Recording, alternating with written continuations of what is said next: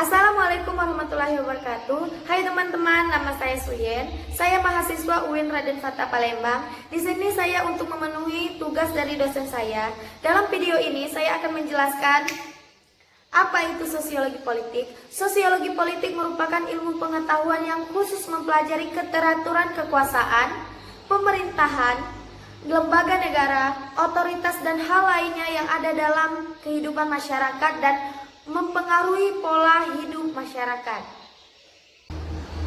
Adapun ruang lingkup sosiologi politik yang dibagi menjadi dua. Yang pertama, sosiologi politik studi tentang negara, yang dimana kajian sosiologi politik yang pertama adalah spesifik dalam negara, khususnya dalam pendapat masyarakat yang ada di dalamnya, serta kebijakan yang mesti diambil untuk melangsungkan dan mensejahterakan masyarakat dalam negara tersebut.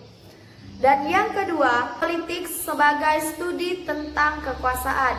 Selain sebagai studi tentang negara, sosiologi politik juga dipergunakan untuk menggapai kekuasaan dengan cara-cara yang baik. Kekuasaan ini diperoleh melalui kajian dalam sosiologi politik, terutama dalam menarik partisipasi masyarakat untuk memberikan kepercayaannya. Dan tema yang saya pilih adalah partisipasi politik. Apa itu partisipasi politik? Partisipasi politik adalah keikutsertaan warga negara dalam segala hal yang bersangkutan dengan politik, bertujuan untuk memengaruhi keputusan pemilihan dalam politik.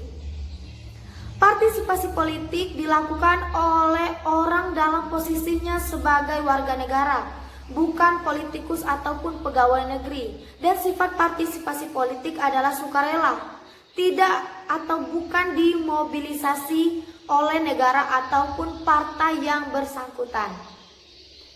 Partisipasi politik memiliki 5 bentuk. Yang pertama, kegiatan pemilihan, yaitu pemberian suara dalam pemilihan umum. Dan yang kedua, lobby, yaitu upaya perorangan atau kelompok yang menghubungi pemimpin politik untuk mempengaruhi sebuah keputusan. Dan yang ketiga, kegiatan organisasi, yaitu partisipasi kelompok ataupun individu yang selaku pemimpin ataupun anggota guna mempengaruhi keputusan-keputusan politik. Dan yang keempat, konektif, yaitu upaya individu atau kelompok untuk mencari jaringan dengan pejabat-pejabat yang gunanya untuk mempengaruhi keputusan yang diambil.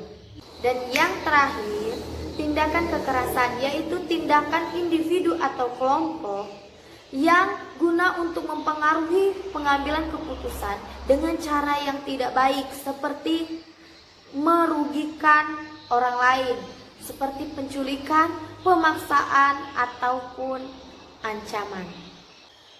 Dan contoh kasus yang saya angkat di sini adalah partisipasi masyarakat Ogan Komering Ulu Selatan pada Pilkada serentak tahun 2020.